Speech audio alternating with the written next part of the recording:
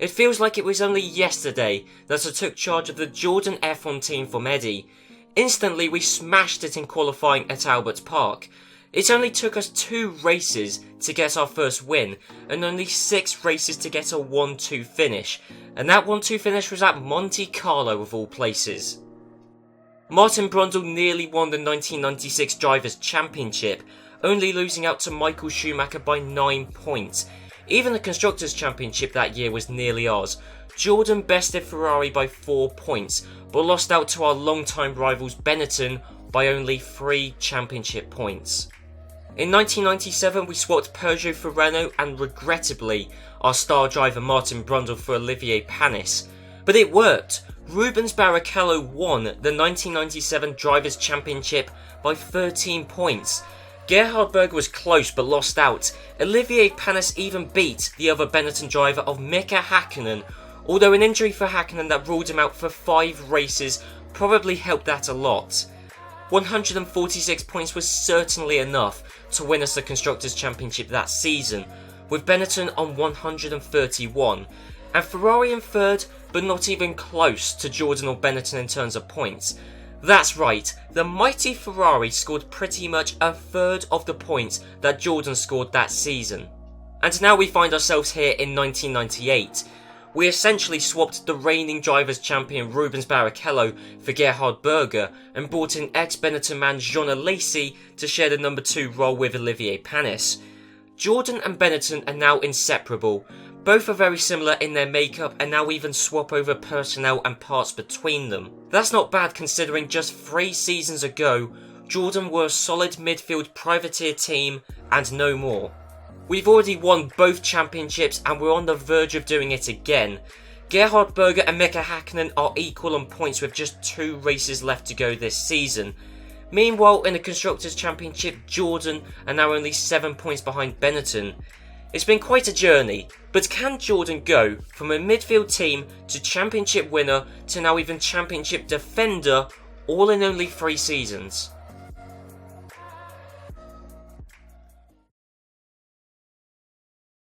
Right then guys, it's PSL here, and I'm here for part 21 in my Grand Prix Manager 2 series, Managing Jordan. And this is it, the final main episode. I mean, after this there will be the season montage, which, I mean, it's not really a new video, and to be honest, most people don't watch the season montages that I make. And then after that, it's just 2, 3, or maybe 4 season reviews. It will probably be 2, and as you can see, we're in Maranello, we're in Ferrari's factory, because I just want to see if I can get any last minute upgrades. We've only got 2 races left to go this season, but we need everything we can get. We need every single potential advantage we can possibly get. And I'm looking, they've got, no, nothing on the Ferrari car externally is better. They must have something that's better than ours. Okay, they've got a better suspension and a better gearbox. Right. Let's try and get their gearbox. And we've got it. There you go. We've got a Ferrari gearbox. That's brilliant. So we've got an upgrade heading into this Portuguese Grand Prix. I haven't been doing much of that snooping around teams' factories. I haven't done that for a while now, actually. I didn't think we needed to, but that's naive, because as we know in Formula 1, or in any sports really, if you're standing still, you're going backwards. So, thankfully, we've got an upgrade. We've stolen it from Ferrari, and now, hopefully, we can get a decent finish here in Estoril. Alright then, this is important, this is. Apparently we did quite well around Estoril last year. We've got the qualifying lap record, while Rubens Barrichello, who was driving for us at the time, he's got the qualifying lap record, the race lap record. The previous winner was Olivier Panis. That must be one of the few race wins that Panis has got. It must be. He's won for us a couple of times. Actually, I want to check that. Olivier Panis. His career wins 2. Yeah, I thought 2 wins. Which apparently is the exact same amount as Jean Alesi. Well, there you go. But then again, of course, Jean Alesi only ever won 1 Grand Prix in real life. I find it hard to believe he's only won 1 race in this entire series. Well, it's possible. Just seems unlikely. But anyway, Portuguese Grand Prix. As you can see, we're not doing qualifying. We're not abusing the do or die qualifying instruction. This is the first proper season where I'm not cheating, because last season, sure, I won the Drivers' Championship, but with the do or die qualifying instruction, it's not cheating, but it's a very easy way to excel yourself, at the very least in qualifying. And as long as you've got a half-decent car, you can scrape points just by doing the do or die qualifying instruction. So anyway, right, this is important. We're 7 points behind in the Constructors' Championship. We need a good finish. And to get a good finish, we need to realistically qualify ahead of both Bennettons. So here we go, qualifying for the Portuguese Grand Prix around Estoril. Oh no. Well, I don't quite know what to make of that. Jean Alesi's taken pole position, that's brilliant. But Gerhard Berger's in 5th. He's only 3/10 down, but there's 3 drivers separating him from a front row start. There's 4 positions separating him from pole position. Now let's not forget, under normal circumstances I wouldn't mind Jean Alesi taking pole position, but for the Drivers' Championship, we need Gerhard Berger to score as many points as possible. Yeah, we're going to have to give Gerhard Berger a preferable strategy and just hope he's able to claw back a few positions. We'll have to wait and see, but I'll be honest, when push comes to shove, I'm sorry Gerhard Berger, but the Constructors' Championship is more important than your Drivers' Championship. I would like to make you win the Drivers' Championship. I mean, the annoying thing is the French Grand Prix. I actively made sure that Gerhard Berger didn't take part in the French Grand Prix because I wanted both French drivers to take part. Probably a mistake in hindsight because our drivers finished 2nd and 5th at Grand Prix, but, well, who knows. Anyway, moving away from the championship battle, Damon Hill has done very well in the Sauber. He's qualified in 4th, and in fact Martin Brundle has also done very well, because Martin Brundle, he's only 0.04 of a second behind his teammate. He's in 6th place. I mean, that's 2 positions difference, but still, he's only 0.04 of a second behind Damon Hill, so essentially they've set the same time. But regardless, even if you take away that, Sauber as a whole have done very well. They're the, 3rd quickest team overall in Estoril, yeah, because they're ahead of McLaren. Whoa! When did this happen? Giancarlo Fisichella in the Minardi has qualified 9th. And even then, Norberto Fontana's qualified in 12th. Norberto Fontana in the Minardi is ahead of both Williams. I can't stress this enough. Norberto Fontana has beaten Michael Schumacher in qualifying. Both Arrows drivers, of course, will not be taking part in this Grand Prix because Arrows are bankrupt. We saw that at the end of the previous episode. And just a reminder as to who both Arrows drivers were, because I had to check this up because I completely forgot who they were. The 2 Arrows drivers, unfortunately, who are now left without a job, are Kenny Brack and Jos Verstappen. So 2 relatively decent drivers there, but, well, they're out of a drive. I mean, the team may well pick them up for a future season, but generally speaking, once a driver is unemployed, they generally don't get re-employed. So then, for the first time in a long time, it's the race strategy screen, and I'm only showing this just to show you how I'm going to try and get Gerhard Berger track position on Jean Alesi. Well, if he can get track position on Jean Alesi, then he'll probably be leading the Grand Prix. But yes, Jean Alesi's going to do a longer first stint, because I've found, I mean, I kind of knew it to an extent in Formula 1, but in this era of Formula 1, but I didn't realise quite how powerful it was in this game, that you want to do longer stints initially and then do a shorter stint at the end, because you want to do laps. I mean, the idea is that the other guys, if they pit before you, they'll pit, then they'll be on a high fuel load, they'll be weighed down with all that fuel, and then potentially they can also be stuck up behind traffic, while you're out at the front in clean air with a very light car with minimal fuel, and then you gain loads of time from it. It's quite a powerful strategy I found in this game, and hence why Jean Alesi is doing quite a long, well, his second and first stints are longer than his third stint, and the good thing about having a shorter final stint is it means you have to put less fuel in, so then you have a shorter pit stop as well. It's just a win-win strategy. And then and Gerhard Berger, he's going to be doing a lap longer in both stints than Jean Alesi, so it means he'll have a lap extra with a light car and, you know, hopefully setting quicker lap times in clean air. And then his final pit stop will be shorter, or, well, marginally shorter, because that'd be 1 lap's less worth of fuel to put in the car. So that's everything sorted. They've both got brand new tyres on. Yes, so let's head on to the formation lap. And no one has stalled. It's been quite a while actually since we've seen someone stall on the formation lap. Here we are on the grid for the 1998 Portuguese Grand Prix, and this could be substantial for the Constructors' Championship. Jean Alesi, we really need him, or one of our drivers at least, to take first this Grand Prix, because as we know with this point system in this era of Formula 1, if you win, regardless of where your other driver finishes, as long as one of your drivers wins the Grand Prix, it is impossible for another team to outscore you in the Constructors' Championship. And sure, we're 7 points behind, we need to be outscoring Bennetton, but at the very least, we can't let Bennetton be scoring more points than us. So, here we are. Anyway, the 1998 Portuguese Grand Prix around Estoril is underway, and Jean Alesi, he's got a Bennetton driver to the side of him, but thankfully, Jean Alesi has retained the lead of the 1998 Portuguese Grand Prix. Gerhard Berger's still in 5th, and worryingly still behind the Sauber. Okay, well, Damon Hill's come into the pits. Okay, so that means that Gerhard Berger's now up into 4th place, but look how tight the field is. Jean Alesi is leading the Grand Prix consistently by only 2 or 3 tenths of a second. Barrichello's come into the pits. Right, I don't think Barrichello's actually worked out, because he always does this. Barrichello always pits in, he either pits in very early, or does an extra stop.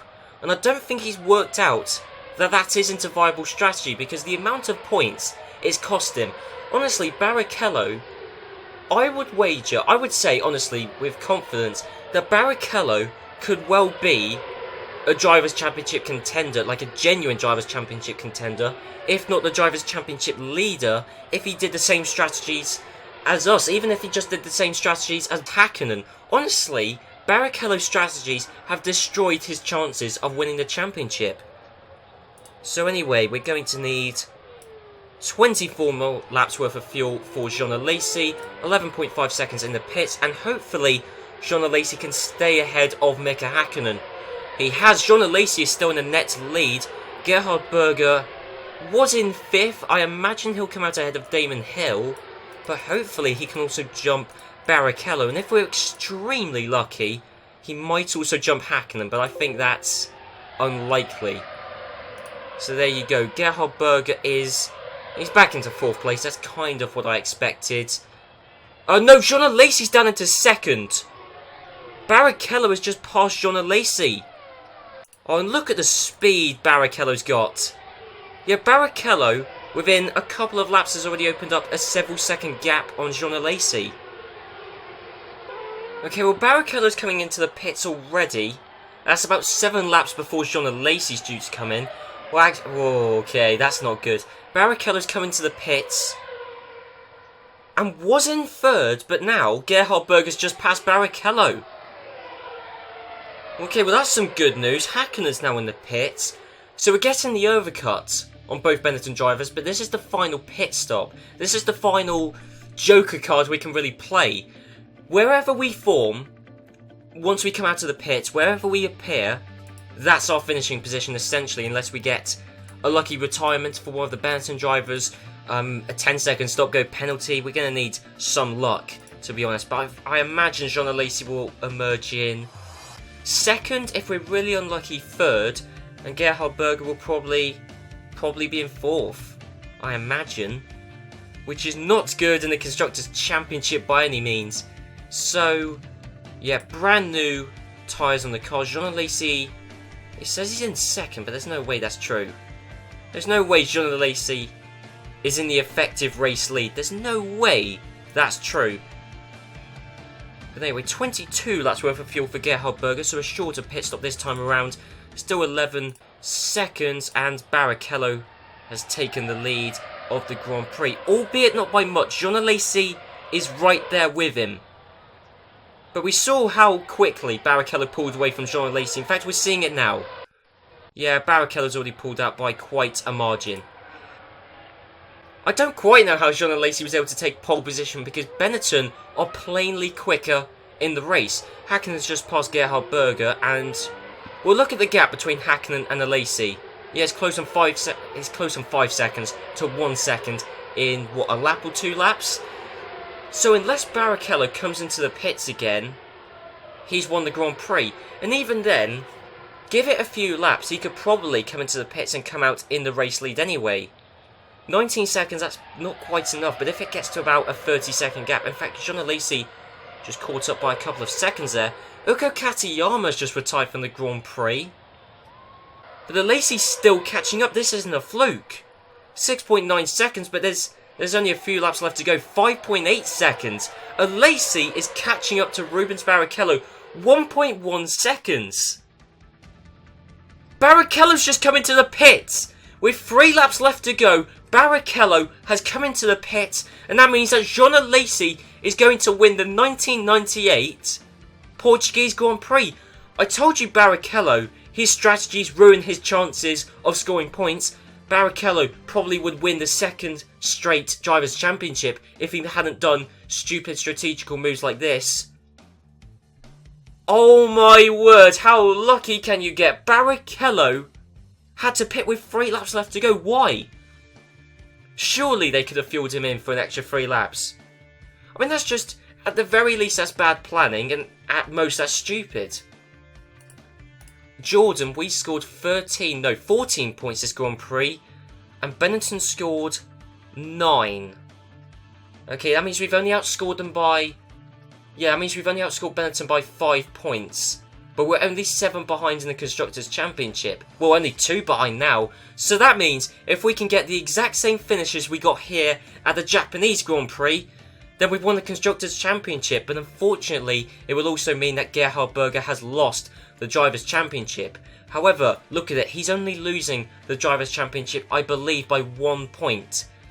And in fact, Gerhard Berger was catching up to Hakkinen come the end, because he was only 2.6 seconds behind. That was weird. Bennetton was so quick at the start of the Grand Prix, and then at the end we were quicker. That's happened quite a bit recently. Katayama, his retirements have been not due to a car issue. Ferrari, they've actually cleaned up. They've actually sorted out their reliability, but Katayama keeps spinning off. And, you know, it's no wonder that Ferrari aren't in contention for a Drivers' or Constructors' Championship when, well, they haven't got the speed, but to be fair, when they do have the speed, their drivers, they let them down. Eddie Irvine's a safe pair of hands, but Katayama's either brilliant or tragic, and unfortunately, this was one of his worst performances. Well, here we go. Here's the headline on page 7 of Racing News. Bennetton head the championship. Sure they do, but their lead has been cut. I believe they're only 2 points ahead of us in the Constructors' Championship. And effectively, a 2-point lead is nothing. It really isn't. 2 points is nothing. I mean, effectively, what it comes down to is who wins the Japanese Grand Prix. Pretty much. That's oversimplifying it to an extent, but that's almost what it comes down to. And as you can see, Jean Alesi, apparently that was his first win all season, which I find hard to believe, but there you go. Jean Alesi, he's finally got a win in 1998. So then here we are, the Drivers' Championship standings as it stands with 1 race left to go this season. Mika Hakkinen, he is leading the Drivers' Championship by only 2 points. 2 points from Gerhard Berger. Olivier Panis, he's been with the team for 2 seasons. He has been a very decent driver. This season, honestly, genuinely this season, I think Olivier Panis has been our best driver. Genuinely, that's what I believe. Alesi's been alright.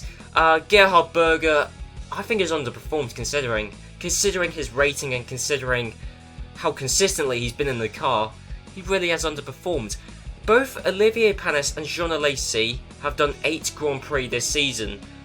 And Olivier Panis, since this is his final Grand Prix with the team, I'm going to put him in the car for the Japanese Grand Prix. There's a few reasons as to that. I mean, well, partly because I think Gerhard Berger is more likely to beat Olivier Panis, which I know is a contradiction because I know I've said Olivier Panis has been our best driver all season, but I don't know. I just think it's more likely that Gerhard Berger would beat Panis than he would Alesi.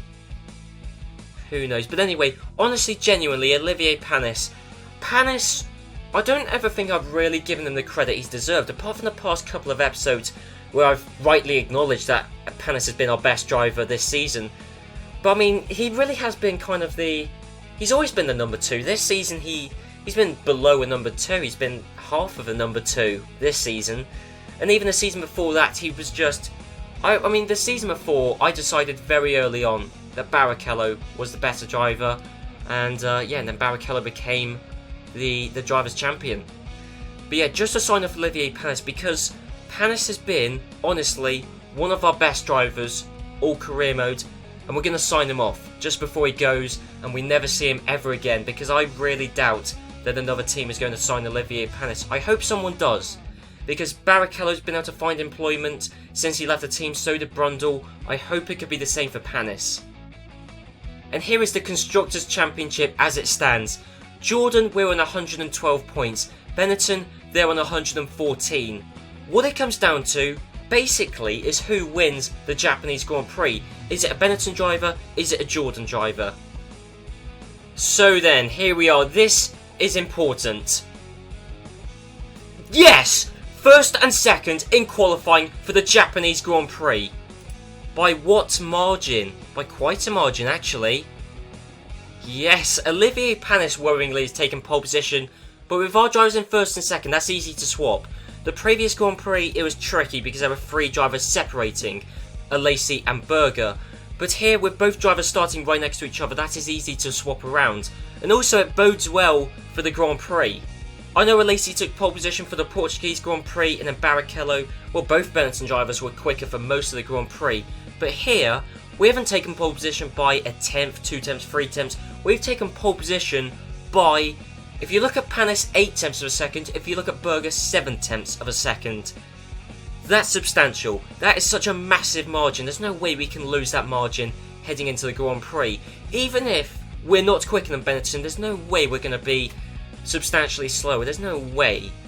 And also, Hakkinen was beaten by Barrichello. But knowing Barrichello, he'll probably pull off a very stupid strategy and cost himself a load of points. So then, for one final time, here we are on the race strategy screen. And as you can see, Gerhard Berger here will be coming in.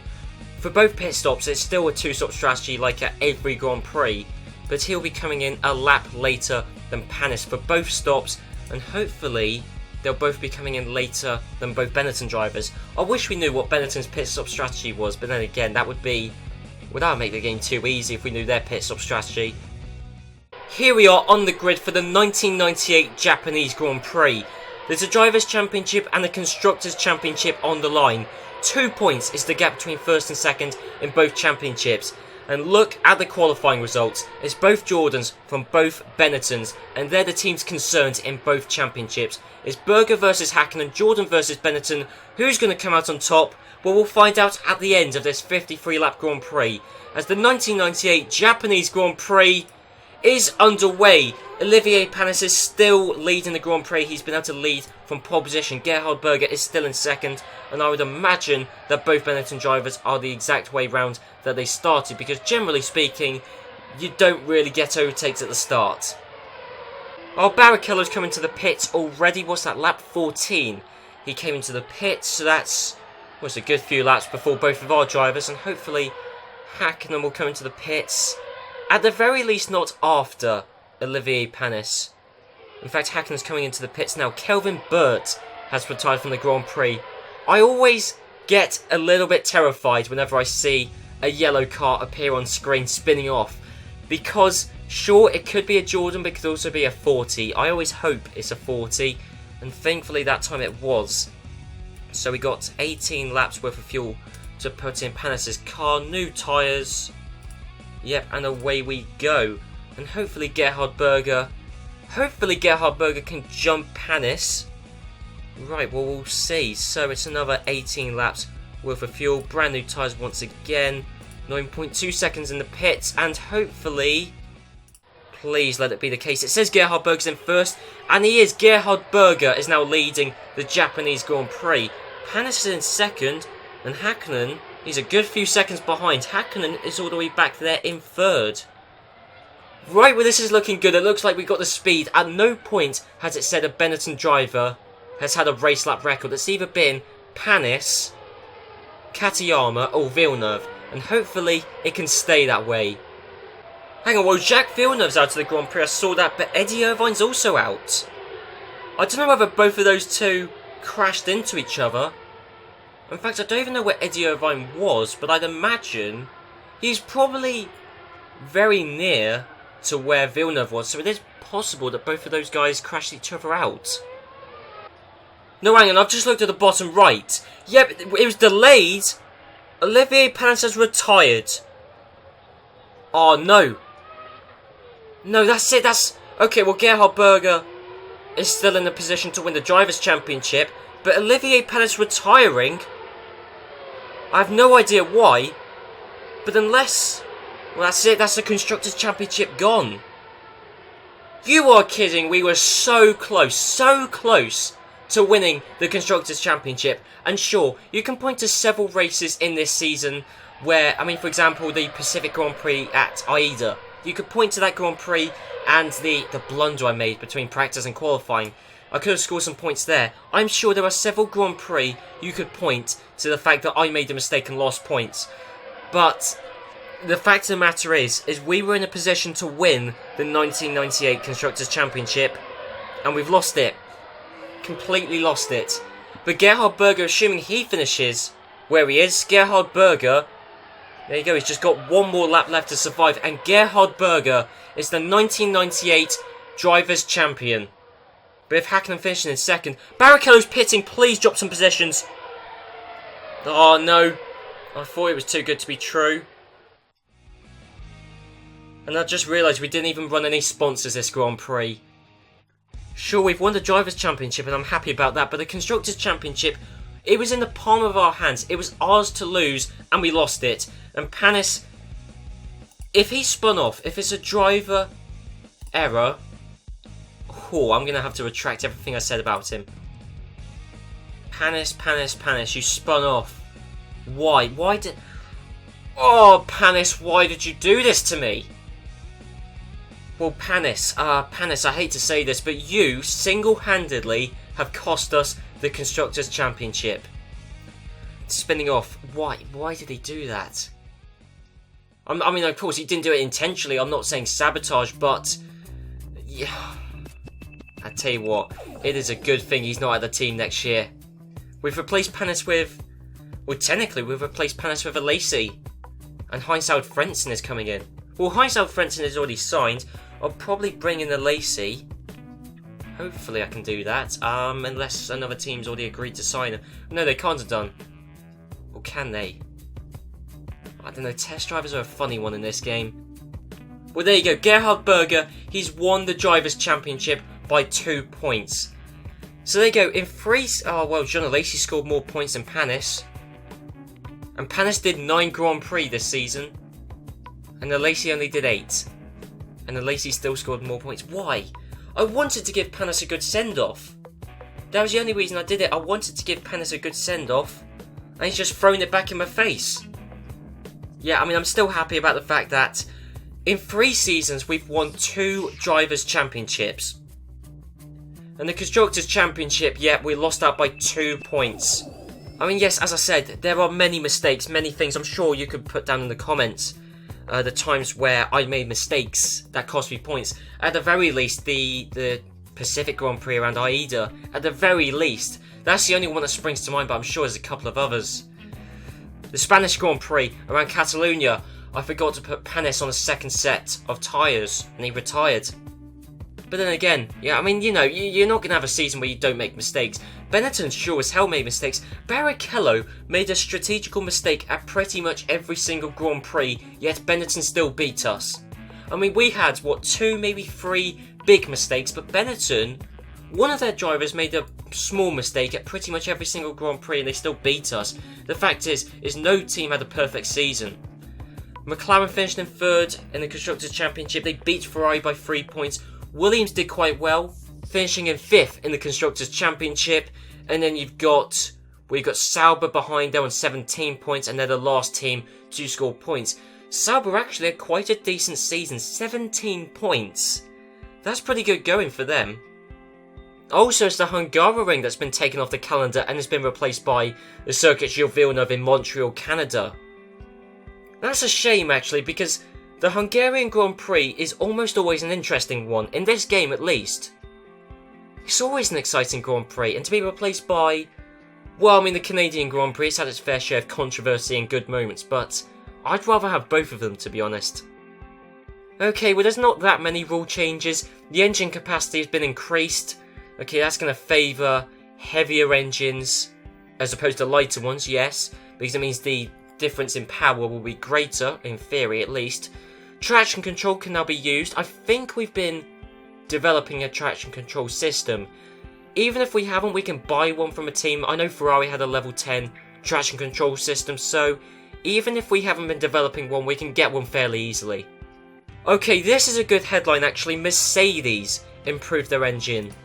Hopefully it doesn't say... Hang on, let's have a look, because it's Ford, Lamborghini, Ilmor, Ford, Mercedes, Nissan and Ford. So basically, it's all the low-end rubbish engines. Well, it depends which Ford engine, because Ford make about 4 different engines. But it's all the low-end engines and Mercedes, which is good because I think we're going to have to go with Mercedes, because we don't have a French driver currently. Because Jean Alesi, he was a test driver. His contract's ran out, I believe. I don't think he's in the team anymore. But because we've got Heinz-Harald Frentzen, we can get Mercedes engines. I believe we can anyway. Well, we'll go and speak to the people at Mercedes. And Bennetton, there you go. Bennetton won the Constructors' Championship. But hopefully, the next headline, there you go. Gerhard Berger wins his first ever Drivers' Championship. The first one with Jordan. Jordan's second ever Drivers' Championship. It's a good day for him. Mercedes have certainly improved the engine. I was going to go with Mercedes engines purely because I just wanted to change it up, because we've been with Berger, we've been with Renault for 2 seasons. I just wanted to change it up, see if we can win with someone different. But look at that, the Mercedes engine, sure it's got 5 less... Oh no, that's the wrong one. Sure it's got... Yeah, it's only got 5 less horsepower, but it weighs 12 kilograms less. The Ford engine definitely has improved. This one has, because I think it's... I don't believe it had this much power. I think it only had about 680, 685 before. So that's going to help out both Williams and Sauber. And it's only 130 kilograms. That's actually quite a decent engine. But I don't believe... Hang on, Simtech... Yeah, Simtech and Pacific, they're still using this rubbish, crummy Ford engine. They should go with Nissan, because the Nissan engine is 20 kilograms lighter and 30 brake horsepower more powerful, and it's a better quality, and Nissan will go with anyone. Well, then again, I'm not managing them. Yes, Jordan unhappy at finishing lower than last year. Yeah, well, I could have told you that myself. Jordan Nissan? Oh, shit. No, don't tell me I've signed... Oh, no! No! I've signed a contract with Nissan! Oh, well that's fantastic, that is. Okay, well I was singing the praises of the Nissan engine. Okay, well, I'm definitely going to do at least 2 seasons in this season review. Because... we're with Nissan, great. Oh, I mean, okay, the only good thing about it is the minimum car weight is still quite light. It does mean that we're actually now quite a way inside 100 kilograms of the minimum car weight. It can actually be quite a good test, this. Because we know we've got a decent car, we've got a championship winning car. But that was with Renault, and now we're going to be with a poor engine. This could actually be quite a good test. Well, okay, we're going to be with Mercedes next year, but this year we're going to be with Nissan. And we've already signed a contract with Mercedes, so they can't back out of it as well. So, yeah, this could be a dud season. Oh, what a mistake to make. That's great. But anyway, yeah, I really hope you guys have enjoyed this season. What a way to end this series. This series. There will still be a few more videos going out. There'll be the season montage recapping this 3rd season. Then a review of the 99 season, 2000 season, maybe the 2001 season, and possibly the 2002 season, but I wouldn't count on it. But yes, there'll probably be 2 or 3 season reviews going over the next 2 or 3 seasons. So I hope you guys have enjoyed this series. There'll still be a few more episodes, I know, but I really hope you guys have enjoyed this series. I hope you've enjoyed this game. It's been quite an interesting game. I know I've kind of blundered my way through it, but I really hope you guys have enjoyed this series. I hope it's been fun, and yes, I'll see you guys next time. Well, the next video will be recapping this season, then it will be summarising the following season. Yeah, it's going to be quite interesting, especially as we're with Nissan. Jordan Nissan. Well, in terms of the car weight, that's good, but in terms of every other aspect, that's quite bad. Well, it's going to be interesting. So yes, I hope you guys will join me next time where it's going to be Jordan Nissan. So yes, I'll see you guys then.